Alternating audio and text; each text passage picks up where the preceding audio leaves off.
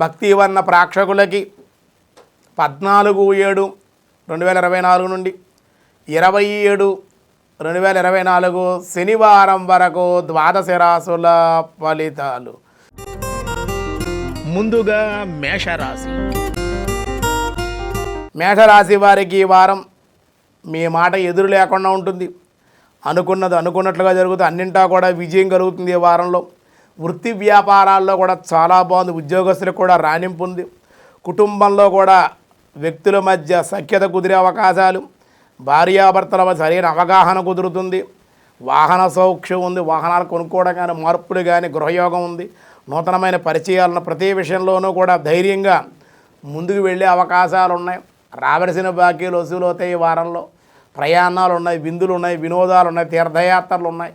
ఈ వారం అంతా కూడా హడావిడిగా గజిబిజిగా ఎక్కువ ప్రయాణాలతోటి ఆహ్లాదకరంగా ఆనందంగానే ఈ మేషరాశి వారు ఉండే అవకాశం ఉంది. పెద్దగా దోషాలు లేవు కాబట్టి ఏ విధమైనటువంటి సమస్య పరిష్కారాలు లేవు. మేషరాశి వారికి ఇష్టదేవత స్మరణ, గృహదేవత ఆరాధన చేసుకోండి. అన్ని విధాలుగా మీకు ఈ వారం అనుకూలం. తదుపరి వృషభ రాశి. వృషభ రాశి వారికి ఈ వారం ఆరోగ్యం చాలా బాగుంది. ఆనందంగా ఉంటారు. ఆదాయానికి లోటు లేదు. రావాల్సిన బాకీలన్నీ కూడా ఈ వారంలో వసూలయ్యే అవకాశాలు ఉన్నాయి. అలాగే కుటుంబ సౌఖ్యం బాగుంది. వాహనాలు, ప్రయాణాలు, విలువైన వస్త్రాలు, వస్తువులు కొనుక్కునే అవకాశం, సంతాన సౌఖ్యం, పెద్దలతో పరిచయాలు, ప్రయాణాలు ఉన్నాయి. సెక్యులేషన్ అనుకూలంగా ఉంది. ఇన్ని అనుకూలంగా ఉన్న మనసులో ఏదో ఒక ఆందోళన మట్టికి వారాంతంలో కూడా కొంచెం ఉండే అవకాశాలు. కోపంగా కానీ, గర్వంగా కానీ, అహంకారంగా కానీ, ఈర్ష్యాద్వేషాలతో మాట్లాడకుండా ఉంటే కనుక వృషభ రాశి వారికి మరింత అనుకూలంగా ఉంది. ఆంజనేయ స్వామి ఆలయ దర్శనం, హనుమ స్మరణ, రామనామ స్మరణ, హనుమద్ ఆరాధన కూడా మేలు చేసే అవకాశం వృషభ రాశి వారికి ఈ వారం ఉంది అని చెప్పడం జరుగుతుంది. తదుపరి మిథున రాశి. మిథున రాశి వారికి గ్రహ సంచారం ఈ వారం అనుకూలంగానే ఉంది. మీకు గత వారం కన్నా ఈ వారం బాగుంది. నిరుద్యోగులకి శుభవార్తలు వినే అవకాశం. విద్యార్థి ధైర్యంగా ముందుకు వెళ్తారు. అలాగే ఆరోగ్యం బాగుంటుంది. ఆర్థికంగా లావాదేవీలు సంతృప్తికరంగా ఉంటాయి. ధైర్యంతో కూడిన పనులు చేయడం వల్ల ఈ వారం విజయాన్ని సాధించుకోగలుగుతారు. విలువైన వస్తువులు కొనుక్కునే అవకాశాలు, బంధుమిత్రుల సహాయ సహకారాలు లభిస్తాయి. శత్రు జయం జరుగుతుంది. శత్రువులు భయపడి పారిపోవడం కానీ, మీ జోలికి రాకపోవడం కానీ జరుగుతుంది. కుటుంబ సౌఖ్యం, స్త్రీ మూలకంగా సహాయ సహకారాలు, విలువైన వస్తువులు బహుమతులుగా కానీ పొందే అవకాశం, అలాగే మిత్రుల యొక్క సహాయ సహకారాలు కూడా మీకు ఈ వారం అందే అవకాశం ఉంది. మరింత అనుకూలంగా ఉండడం కోసం ఈ వారం కూడా మీరు విష్ణు సహస్రనామ పారాయణ, విష్ణు అర్చన, విష్ణాలయ దర్శనం చేయండి. అన్ని విధాలుగా మీకు అనుకూలం. తదుపరి కర్కాటక రాశి. కర్కాటక రాశి వారికి ఈ వారం చేయి వృత్తి వ్యాపారాల్లో అంతంత మాత్రంగానే ఉండే అవకాశాలు ఉన్నాయి. మిశ్రమంగా ఉంది ఈ వారం. మానసికమైన అశాంతి, మనసులో తెలియని దుఃఖం ఉంటుంది. ఎవరికీ చెప్పుకోలేరు. బంధువుల వల్ల ఇబ్బందులు, ఆటంకాలు, శారీరకంగా శ్రమ కూడా ఎక్కువగా ఉండే అవకాశాలు కర్కాటక రాశి వారికి ఉంది. కొంచెం అశాంతిగా ఉంటారు. తృప్తి అనేది ఉండదు ఈ వారం. అకాల భోజనాలు, దుస్సంఘటనలు, మానసిక అశాంతి, సంఘంలో మీకు కొన్ని పనులు మీరు చేయడం వల్ల ఆ పనుల వల్ల దిగజారిపోయే అవకాశం, గౌరవభంగం ఉంది. దానివల్ల ఇబ్బందులు, భూ సంబంధిత స్థిరాస్తుల విషయాల్లో కూడా నష్టం జరిగే అవకాశం ఉంది. కాబట్టి కర్కాటక రాశి వారు ఈ వారం కొంచెం బంధువులతో కానీ, మిత్రులతో కానీ, పై ఉద్యోగస్తులు, పై అధికారులతో కానీ కొంచెం భూవ్య సంబంధించి వ్యవహారాల విషయాలు, ఆస్తిపాస్తుల విషయాల్లో కానీ నెగ్లెక్ట్ చేయకుండా జాగ్రత్తగా వాళ్ళు ఏం మాట్లాడుతున్నారు, మనం ఏం మాట్లాడాలి అని అహంకారంగా, గర్వంగా కానీ, కోపంగా కానీ ప్రవర్తించినట్లయితే, దిగజారు విధంగా ఆ విధంగా మీరు ప్రవర్తించినట్లయితే, లేనిపోయిన కోపావేశాలకు గురి అయితే కనుక కర్కాటక రాశి వారు అధిక మూల్యాన్ని చెల్లించుకునే అవకాశాలు ఉన్నాయి. కొంచెం జాగ్రత్తగా మీరు ఉండవలసిన అవసరం ఎంతైనా ఉంది. మరింత అనుకూలంగా రుద్రాభిషేకం చేయించండి. సోమవారం, శుక్రవారం రోజు దుర్గాదేవి కుంకుమార్చన చేయండి. ఆదిత్యాది నవగ్రహ స్తోత్ర పారాయణ కూడా చేయండి. అన్ని విధాలుగా అనుకూలంగా ఉంటుంది. తదుపరి సింహరాశి. సింహరాశి వారికి ఈ వారం ప్రథమార్థం చాలా అనుకూలంగా ఉంది. ఆదాయం చాలా బాగుంది. ఆదాయానికి మించిన ఖర్చులు ఏదో ఒక మూల నుంచి ఈ వారంలో వచ్చే అవకాశాలు ఉన్నాయి. ఆరోగ్య భంగం కూడా ఉంది. సమయానికి భుజించలేకపోవడం, శ్రమ ఎక్కువగా ఉండడం, నిద్రించలేకపోవడం, శారీరకంగా ఇబ్బందులు, బంధుమిత్రులతో విరోధాలు, ఇతరుల విషయాల్లో జోక్యం చేసుకోవడం, అలాగే ఉద్యోగస్తులకి ఏమో అనుకోని ఇష్టం లేని ప్రదేశాలకి స్థానచలనాలు పొందే అవకాశం, గృహంలోనూ ఉద్యోగంలోనూ వ్యాపారంలోని మార్పులకి చేర్పులకి కూడా సింహరాశి వారికి వారం అవకాశాలు. అకారణమైన కలహాలు ఉన్నాయి. సంతానంతో విరోధం, భార్యాభర్తల మధ్యలో కూడా చిన్న చిన్న తగాదాలు ఉన్నాయి. కొంచెం ఇబ్బందికరమైన వాతావరణం ఉంది. మరింత అనుకూలంగా ఉండడం కోసం సింహరాశి వారు విష్ణు సహస్రనామ పారాయణ చేసుకోండి. సీతారామ సమేత ఆంజనేయ స్వామి ఆలయ దర్శనం, రామనామస్మరణ రామదర్శనం చేయండి. అన్ని విధాలుగా మీకు అనుకూలంగా ఉంటుంది. తదుపరి కన్యారాశి. కన్యారాశి వారు చేపట్టిన పనులన్నీ కూడా ఈ వారం విజయంగానే సాధిస్తారు. 4-5 రకాలుగా ధనలాభం ఉంది. నూతన వ్యవహారాలు కూడా కలిసి వస్తుంది. మీ మాటకి విలువ పెరిగే అవకాశం ఉంది. ఆ విలువ పెరగడంతో ఆ మాట్లాడే విధానం సరిగ్గా లేకపోవడం వల్ల కొంచెం కోపతాపాలు, విరోధాలకు కూడా గురి అయ్యే అవకాశం. వాహనంలో కూడా మార్పులు ఉన్నాయి. ఉద్యోగంలో ఆనందకరమైన జీవితం, గుర్తింపు వచ్చే అవకాశం, స్త్రీల వల్ల లాభాలు ఉన్నాయి. తీర్థయాత్రలు కానీ ప్రయాణాలు కానీ చేసే అవకాశం. శత్రువులపై మీరు ఆధిక్యాన్ని చూపించే అవకాశం ఉంది. కుటుంబ వ్యవహారం అంత అనుకూలంగా లేదు అని చెప్పడం జరుగుతుంది. మరింత అనుకూలంగా ఉండడం హనుమాన్ చాలీసా పారాయణ, హనుమత్ దర్శనం చేయండి. అన్ని విధాలుగా అనుకూలంగా ఉంటుంది. తదుపరి తులారాశి. తులారాశి వారికి ఈ వారం స్వల్పంగా చిన్న ఇబ్బందులు ఉన్నాయి. పర్వాలేదు, అవి తొలగిపోతాయి.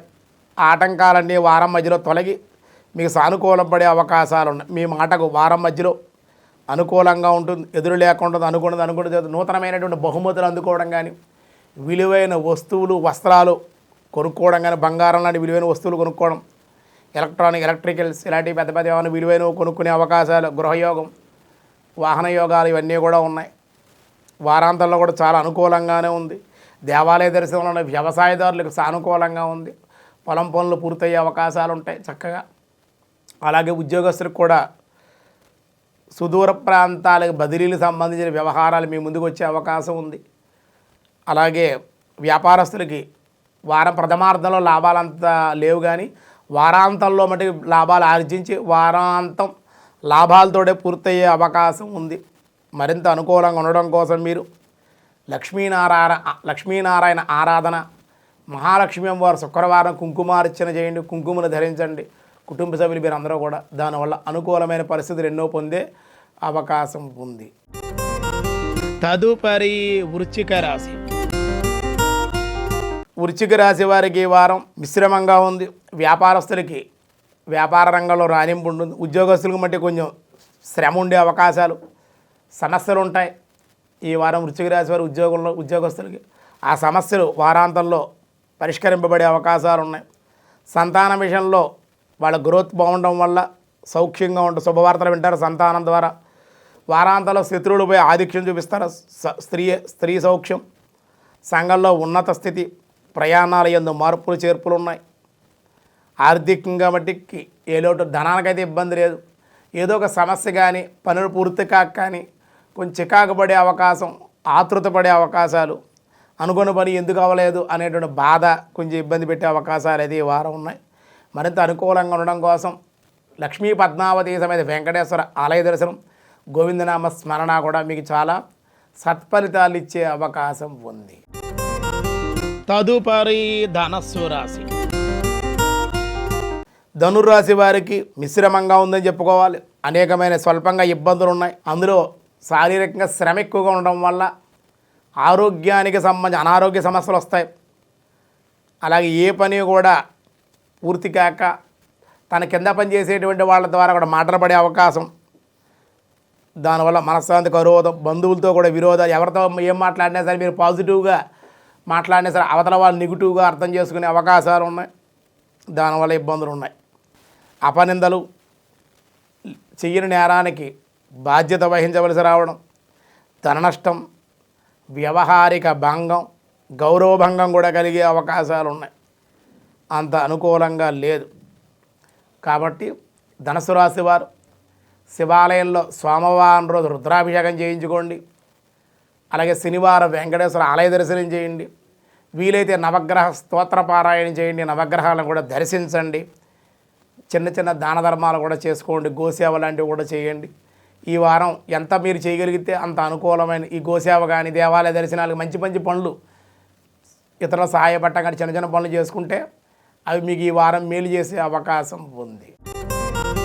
తదుపరి మకర రాశి. మకర రాశి వారికి ఈ వారం సామాన్యంగా ఉందని చెప్పాలి. లేనిపోయిన చిన్న చిన్న చికాకులు కొని తెచ్చుకోవడం వల్ల ఇబ్బందులు, బంధువుల వల్ల కూడా మానసిక అశాంతికి గురి అవుతారు. ఇంట్లో పెద్దల వల్ల కూడా మనసు అశాంతి, వాళ్ళ అనారోగ్య సమస్యలు కూడా మిమ్మల్ని ఇబ్బంది పెట్టే అవకాశం, అనవసరంగా ఖర్చులు, వచ్చిన ఆదాయం ఏదో రకంగా ఖర్చు అయిపోవడం, బంధుమిత్రులతో విరోధం, సౌఖ్యం తక్కువగా ఉండడం, అనుకోని ఇష్టం లేని ప్రయాణాలు చేయడం, ఏమండి మిత్రుల వల్ల బంధువుల వల్ల కూడా విపరీతంగా కష్ట నష్టాలు మాటలు పడే అవకాశం కూడా మకర రాశి వారికి ఈ వారం ఉంది. ఈ వారం మీకు అనుకూలంగా ఉండాలంటే కనుక తప్పనిసరిగా నవగ్రహ దర్శనం చేయండి. నవగ్రహాలకు అగ్నిహోత్రుడికి నవధాన్యాలు సమర్పించండి. గోసేవ చేయండి. గోవులు కూడా దర్శించండి. గోవుకి గ్రాసాన్ని పచ్చగడ్డిని కూడా శనివారం రోజున సమర్పించండి. శనివారం మీకు తోచిన దాన ధర్మాలు కూడా స్వల్పంగా బీదసాదలకి శనివారం చేయండి. అన్ని విధాలుగా మీకు యోగ్యంగా ఉండే అవకాశం ఉంది. తదుపరి కుంభరాశి. కుంభరాశి వారికి ఈ వారం అన్ని రంగాల వారికి అనుకూలంగానే ఉంది. అన్నింటా కూడా ఈ వారం జయం కలిగే అవకాశం ఉంది. గతంలో ఉన్న అనారోగ్య సమస్యలు ఏమన్నా తొలగిపోయే అవకాశం, ఆరోగ్యం కుదిరిపడే అవకాశం, ఆర్థికంగా కూడా నిలదొక్కునే అవకాశం, ధైర్యంగా దైవబలంతో ముందుకు వెళ్ళే అవకాశాలు ఉన్నాయి. అలాగే నూతనమైనటువంటి గృహాలు రిపేర్లు చేయడం కానీ, నూతనమైన వాహనాలు కొనుక్కోవడం కానీ, లేకపోతే నూతన గృహం కొనే అవకాశాలు కానీ ఉన్నాయి. సంతాన సౌఖ్య, సంతానం వల్ల లాభాలు, సంతానం లేనటువంటి వాళ్ళ శుభవార్తలు వినే అవకాశం, వివాహం సంబంధాలు ఎదురు చూసేటువంటి స్త్రీ పురుషాదులు సంబంధాలు వచ్చే అవకాశాలు, వివాహ విషయాల ప్రస్తావనకు వచ్చే అవకాశం, నూతనమైన రంగాల్లో అభివృద్ధి, దాని గురించి కృషి చేసే ప్రయత్నాలు, నిరుద్యోగులకు కానీ ఉద్యోగస్తులకు కానీ వ్యాపారస్తులకు కానీ ప్రయత్నాలు అనుకూలం. వ్యాపారంలో కూడా లాభాలతోటి ఈ వారం ఆర్జించే అవకాశం ఉంది. మరింత అనుకూలంగా ఉండడం కోసం కుంభరాశి వారు విష్ణు సహస్రనామ పారాయణ, వెంకటేశ్వర ఆలయ దర్శనం చేయండి. అన్ని విధాలుగా మీకు సానుకూలంగా ఉంటుంది. తదుపరి మీనరాశి. మీనరాశి వారికి ఈ వారం ప్రతి విషయంలోనూ కూడా పట్టుదలతోటి మొండిగా వ్యవహరిస్తారు. దానివల్ల ఇబ్బందులు, పనులన్నీ అనుకూలించకపోవడం, మీకు మేలు చేయాలనుకునేటువంటి వాళ్ళు మీ మాట్లాడే ధోరణి సరిగ్గా లేక కోపంతో, ఆవేశంతో, అధికార గర్వంతో మీరు మాట్లాడటం వల్ల మీకు అనుకూలమైన పరిస్థితులు రాకపోగా వ్యతిరేక ఫలితాలు వచ్చే అవకాశాలు ఉన్నాయి. పై అధికారులతో కానీ కింద పనిచేసే వాళ్ళ పట్ల కూడా జాగ్రత్తగానే ఉండండి. అప్పుడు మీకు అనుకూలించే అవకాశం ఉంది. అలా ఉండగలిగితే శత్రువులే మీ మిత్రులు అయ్యే అవకాశం, లేకపోతే మీరు కోపాన్ని, ఆవేశాన్ని, గర్వాన్ని, అహంకారాన్ని, పదవీ గర్వాన్ని చూపిస్తే కనుక మిత్రులే శత్రువులు అయ్యే అవకాశం కూడా మీనరాశి వారికి లేకపోలేదు. కానీ ఈ వారం జాగ్రత్తగా ప్రవర్తించినట్లయితే మంచిది. నూతనమైన పరిచయాలు ఉండే వాళ్ళ వల్ల లాభాలు ఉన్నాయి కాబట్టి జాగ్రత్తగా. స్త్రీ సౌఖ్యం, సెక్యులేషన్ ఉంది. సంఘంలో ప్రయాణాలు, గౌరవ మర్యాదలు ఉన్నాయి. సంఘంలో ఉన్నతమైన స్థితి పొందుతారు. నూతనమైన వస్తు లాభాలు, వస్త్ర లాభాలు, అలాగే శుభవార్త శ్రవణం ఉంది. దానివల్ల అనుకూలంగా ఆర్థికంగా కూడా ఈ వారంలో నిలదొక్కకుండా కోర్టు వ్యవహారాలు కూడా ఈ వారం ఏమన్నా ఉన్నట్లయితే మీకు సానుకూలంగా ఉండే అవకాశం ఉంది అని చెప్పడం జరుగుతుంది.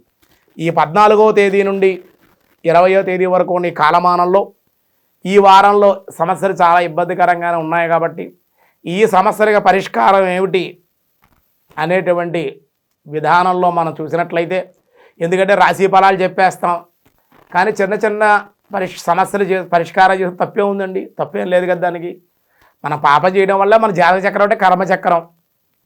మన పాపాలు చేసే కొద్దీ ఏవో గ్రహాలు గతులు తప్పుతూ ఉంటాయి, దోషం కలుగుతుంది. దాన్ని ప్రాయచిత్తం చేసుకుంటే మనం మంచిదేగా. సమస్యలు రెమెడీలు పరిష్కరించకూడదని చాలామంది అనుకుంటారు. చాలా పొరపాటు అన్నమాట.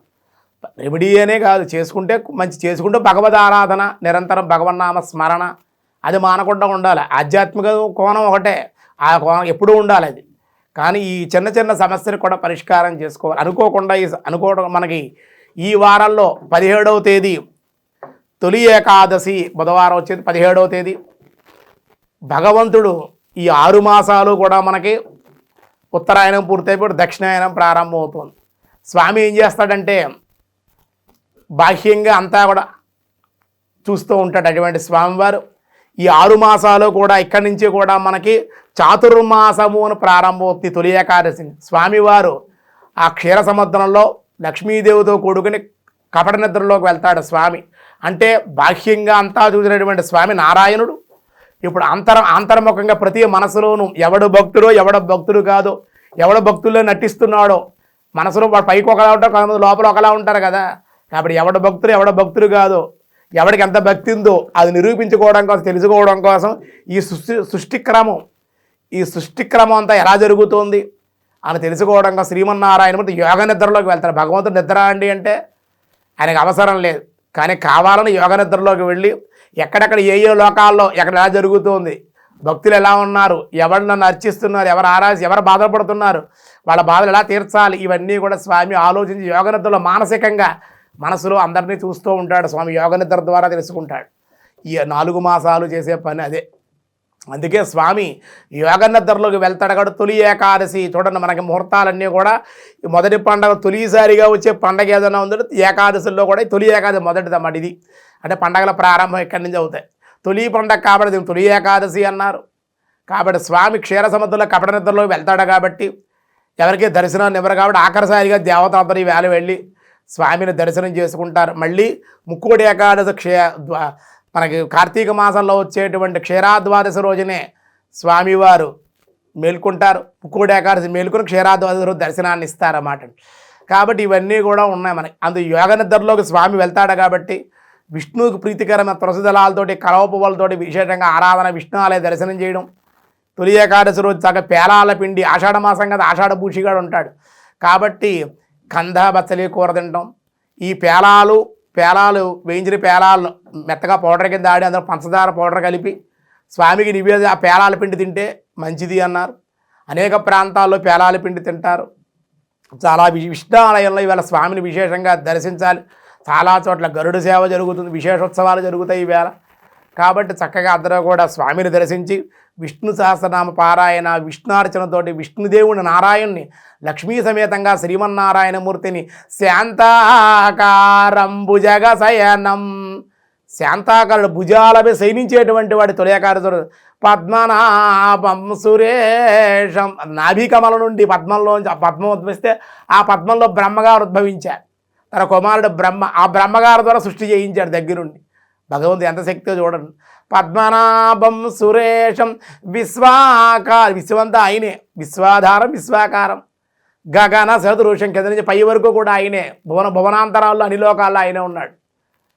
మేఘవర్ణం శుభాంగం, ఎప్పుడూ కూడా నీలమేఘశ్యాముడు ఆ వర్ణంలో ఉంటాడు, శుభాలు కలిగించేటువంటి వాడు.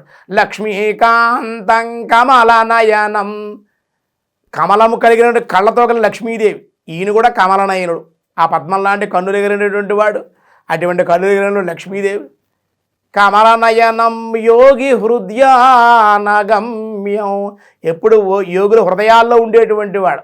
నారాయణ రామకృష్ణ గోవింద ఓం నమ శివాయ అనుకుంటే అటువంటి వాళ్ళు నిరంతరం చూసేటువంటి యోగుల్లో తపస్సు చేసేటువంటి వాళ్ళలో ఎక్కువగా కనిపించేటువంటి వాడు, యోగుల హృదయాల్లో ఉండేటువంటి వాడు.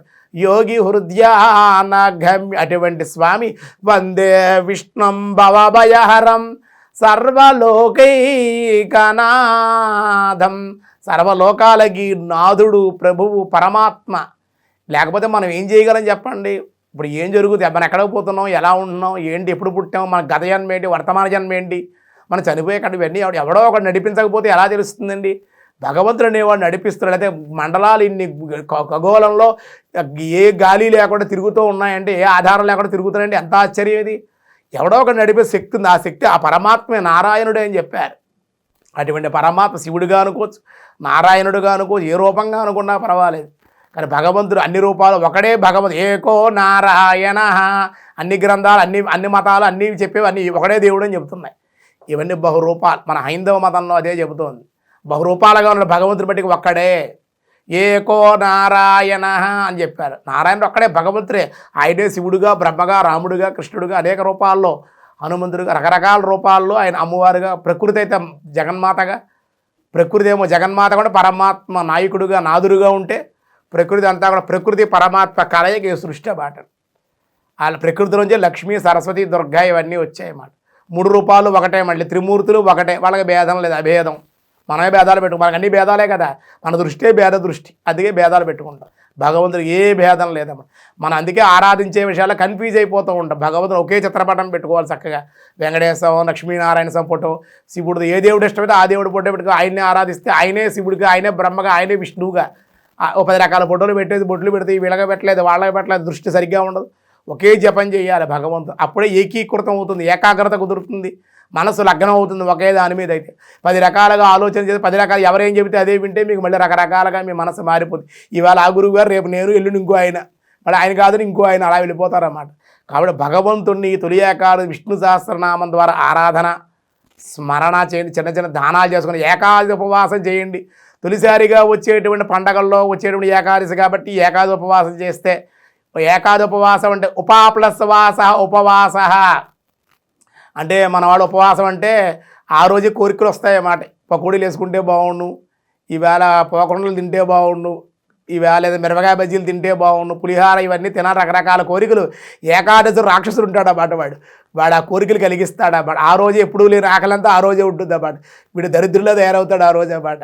కాబట్టి అలా ఉండకూడదు. ఏకాదశి రోజుని నిరంతరం ఉపవాస ఆహార పదార్థాల దగ్గరగా కాదు, భగవంతుడి దగ్గరగా ఉండండి.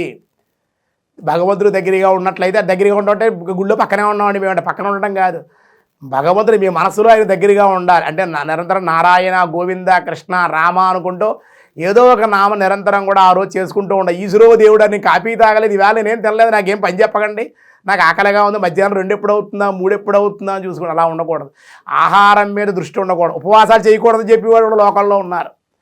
ఏమండి, శరీరంలో రోజు కుమ్మేసి అన్ని లోపల పాడేస్తుంటే ఈ పార్ట్లన్నీ పనిచేయొద్దండి, రీసైకిల్ అవ్వాలా? అందుకే మన పూర్వీకులు పెద్దవాళ్ళు ఏం చెప్పారు, వారానికి ఒకసారి కానీ నెలకి 2-3 సార్లు ఉపవాసాలు ఎందుకు పెట్టారంటే, ఆధ్యాత్మికంగా వాడు పుణ్యాన్ని సంపాదించుకోవాలని, ఆరోగ్యపరంగా వాడు బాగుండాలి, హెల్తీగా ఉండాలి కదా. పూర్వకాల ఋషులు సైన్స్ అదే. కాబట్టి ఆయుర్వేదం కూడా అదే చెప్తుంది. ఋషులు అదే చెప్పినప్పుడు ఆయుర్వేదం కూడా అదే చెబుతుంది. వారానికి ఒకసారి భోజనం, కడుపు ఖాళీగా ఉంటే చాలా బాగుంటుంది అని. అందుకే ఉదయం కూడా తొందరగా భోజనం చేయాలి. సాయంత్రం 7 అవ్వకుండా 8 గంటల లోపుగానే భోజనం చేసేయాలి.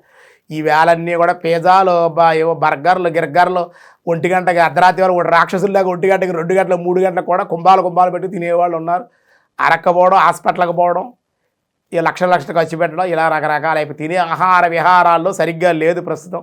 పూర్వకాలం మన ఏ ఆహార పదార్థం మన తల్లిదండ్రులు, తాత ముత్తాతలు ఏ విధంగా ఉందో అదే ఇప్పుడు తీసుకుంటే హెల్తీగా మేము అందరూ అదే ఆచరిస్తూ ఉంటాం. కానీ ఏ విధంగా ఇబ్బందులు ఎవరికీ లేవు. కాబట్టి షుగర్లు, బీపీలు కూడా ఎవరికి కూడా లేవు అన్నమాట. ఎందుకంటే మనం ఒత్తిడి లేకుండా మనసు ప్రశాంతంగా ఆధ్యాత్మికంగా ఉంటేనే మనసు ఆనందంగా ఉంటుంది.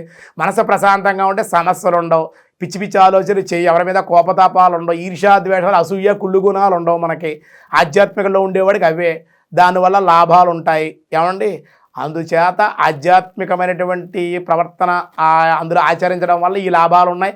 ఆరోగ్యం, అటు ఆధ్యాత్మిక శక్తి, దైవభక్తి. ఈ జీవితం ఎలా ఎప్పుడు పుట్టామో మనకు తెలియదు కాబట్టి కనీసం ఈ జన్మలో కొంతమైనా కొన్ని దానాలు, ధర్మాలు, పూజలు, భగవన్నామం ఏదో చేసుకుంటే వచ్చే జన్మైనా మంచి మార్గం ఏర్పడదు. లేకపోతే ఇంతకన్నా నీచమైన జన్మల్లోకి పోయే అవకాశం ఉండదు. ఇంకా మనం తరించకపోతే ఇంకా అనవసరం అన్నమాట. కాబట్టి ఈ తొలి ఏకాదశి సందర్భంగా శ్రీమన్నారాయణమూర్తిని మహాలక్ష్మి సమేతంగా స్వామి ఆ క్షీర సముద్రంలో శయనించుంటాడు కాబట్టి సర్వేశ్వరం సర్వసురైక సేవ్యం సర్వాత్మకం సర్వజగస్వరూపం సర్వప్రియం సజ్జనుపారుజాతం నమామి నిత్యం కమలాకలత్రం శ్రీ లక్ష్మీనారాయణాభ్యాం నమః అనుకుని ఉపవాసంగా ఉండి మరునాడు ద్వాదశ పారాయణ చేసుకుని ఆహారం మీద దృష్టి కాకుండా పూజా సామాన్లు సర్దుకోవడం, గుళ్ళోకి వెళ్ళడం, అక్కడ కైంకర్యం చేయడం, భక్తులు సహాయం చేయడం, సేవ చేయండి. సేవ చేస్తేనే సేవ వల్లే తరించగలుగుతారు. వీటిల్లో ఉంటే ఆకలి భీముడు లాంటి వాడు బాగా ఆకలి ఎక్కువ ఉన్న భీముడే ఈ పనులు చేసి ఆయన తరించేశాడు. భగవంతుడు సామాన్లు సర్దడం, పరిచర్యలు చేయడం, గుళ్ళు అర్చకులు కూడా సహాయం చేశాడు. ఆయన స్వామికి సేవ చేశాడు, పుష్పమాల గుర్చాడు, ఇవన్నీ భగవంతుడికి ప్రసాదాలు ఉండాడు, కైంకర్యం చేశాడు. అంత ఆకలిగా ఉన్నాడు భీముడే తరించిపోయాడు. అవన్నీ కూడా మనం నిగ్రహించుకోలేమా? కాబట్టి అది అంతకన్నా బీపీలు షుగర్లు ఉంటే కనుక అప్పుడు ఏ పాలు, పండ్లు, హవిరాన్నం, ఆవు నెయ్యి, పెసరపప్పుతో కూడా అన్నాన్ని ఆగలేకపోతే పెద్దవాళ్ళు లాంటి వాళ్ళు మధ్యాహ్నం 12 దాటిన తర్వాత అది కొంచెం స్వామికి నివేదన చేసి తీసుకోండి. అంతే. పెద్దవాళ్ళు అనారోగ్యంతో బాధపడేవాళ్ళు మాత్రమే. శారీరకంగా ఆరోగ్యంగా ఉన్నటువంటి వాడు ఏ విధమైనటువంటి నిబడి చేయక్కర్లేదు. ఏ పాలో వాటర్ మంచినీళ్ళు తీసుకుని ఉపవాసంగా ఉండవచ్చు. దీనికి తప్పేమీ లేదు. భగవద్ ఆరాధన, భగవత్ కైంకర్యం ఇదే తొలి ఏకాదశి సందర్భంగా తెలుగు వన్ అలాగే భక్తి వన్ ద్వారా మీ అందరికీ కూడా తొలి ఏకాదశి శుభాకాంక్షలు, శుభ ఆశీస్సులు. మీరు అందరూ బాగుండాలని చెప్పి ఈ విశ్వంతా కూడా శాంతిగా ఉండాలని కోరుకుంటూ ఉన్నాం. సర్వే జనా సుఖినో భవంతు, సమస్త సన్మంగళాని సంతు, లోకా సమస్త సుఖినో భవంతు.